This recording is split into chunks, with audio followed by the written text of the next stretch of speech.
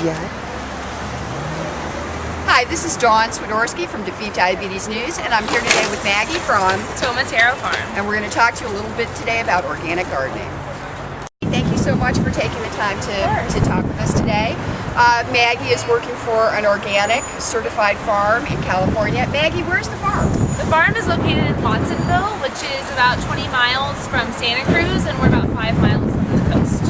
So then you're about 90 miles from San Francisco. Yes. Okay. How many acres does the farm have? The farm has roughly about 45 acres, so we're on the pretty small side as far as farms go. Okay. How many different types of crops do you grow? That's hard to say. We grow a large variety. Our largest crops would probably be greens like kales, chards, collards, different varieties of those, and then strawberries, and then our biggest crop is definitely tomatoes. Oh, you have some beautiful tomatoes today too. Do you know how many different types of each kind of crop that you grow? I mean, like you grow rainbow chard and...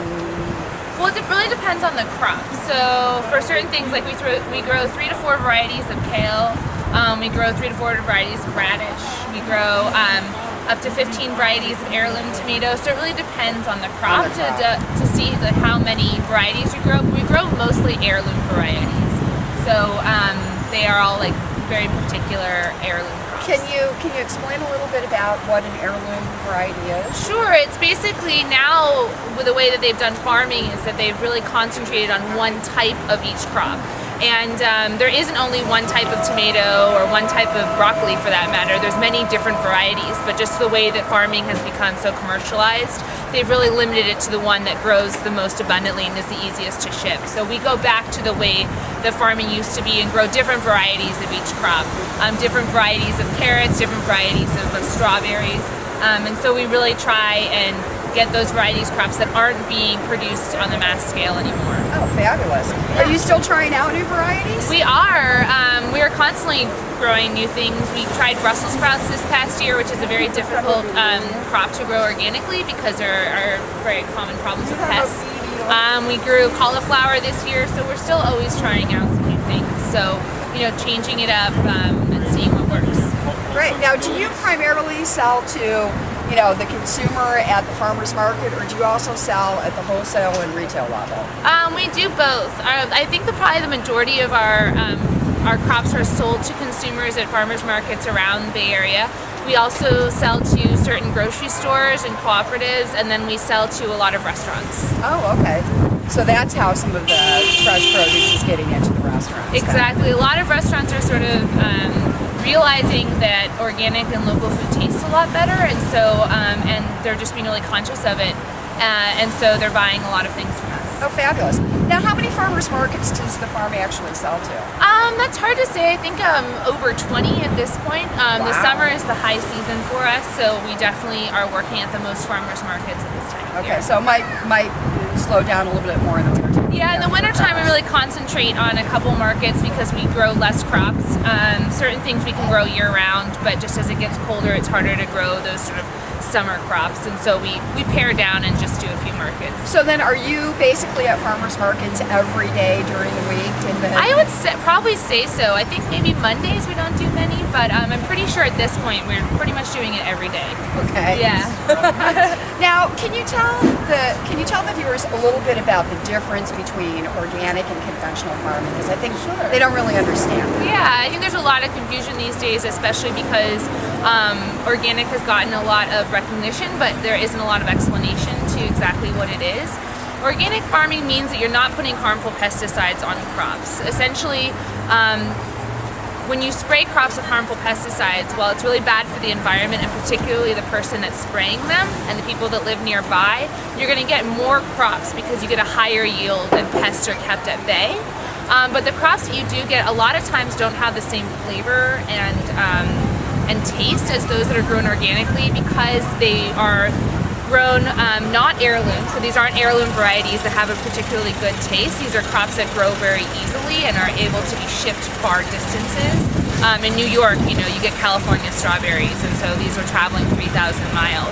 And so organic crops are just, we use things like essential oils. We do crop rotation, which helps keep down on pests, and we plant crops near each other that help control pest issues and things like that. And that way we're not spraying anything harmful on the crops. Now, do you use like ladybugs or praying mantis or anything like that? I mean, sometimes you'll use some pests to control other pests, like, you know, friendly pests versus, you know, to control the harmful pests.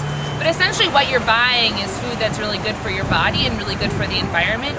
And for me as a consumer, and you know, I sell this produce, but it's very easy for me because there's a huge taste difference for me between organic and non-organic. Now, what do you guys do about weeds?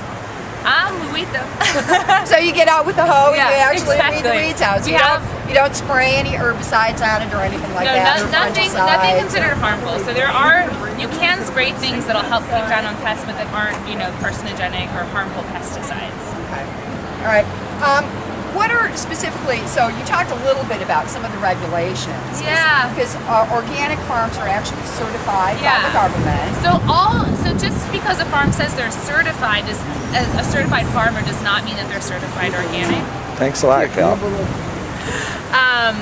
So to be certified organic is a separate certification process that you have to pay for, and it means that a third-party regulator is coming to your farm and monitoring your farming practices. So this means that they're checking your soil to make sure that you're not using harmful pesticides, and they're monitoring the way that you grow your crops. And they're probably also looking at your paperwork to make sure that you're putting what you say you're putting on. Exactly. And so that means that a third party that is not associated with us and not associated with anyone else, that's a third party, you know, unbiased regulator comes by and makes sure that we're in compliance with California certified organic laws. So in order to make sure that a farm is certified organic, you can ask to see that paperwork if you're concerned if the farm you're buying from is or isn't certified organic.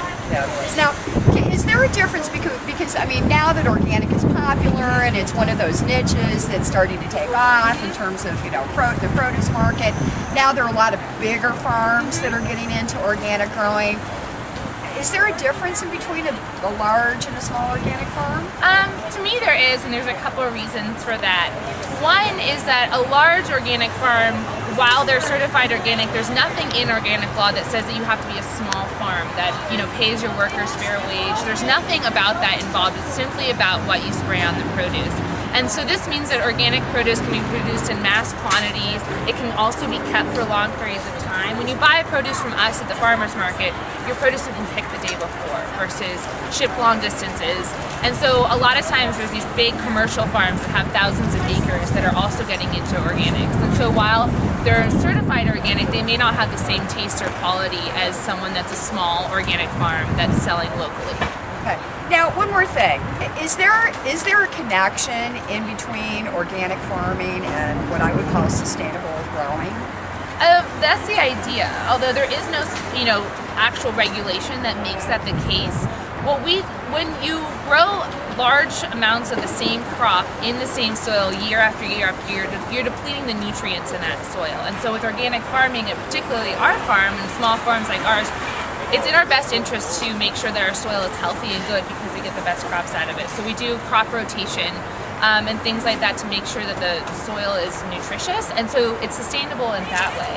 And then it's also sustainable for the environment.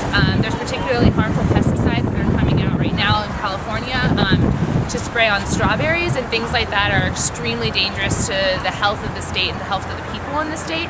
And so organic farming is sustainable in that it's much more healthy for the people that produce the food and then consume it. So, and then also it's not getting into the groundwater supply as well. Yeah, and it's not being, you know, because the thing about pesticides that's, you know, sort of scary about them is they're not localized. You know, these are being sprayed from the air.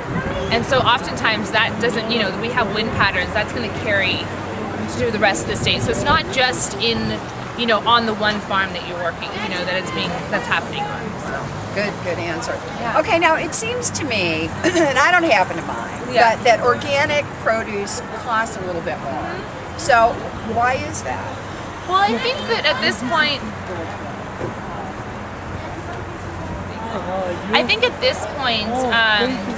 the main difference between the main problem with food is that we have an unrealistic idea of how much food actually costs to produce.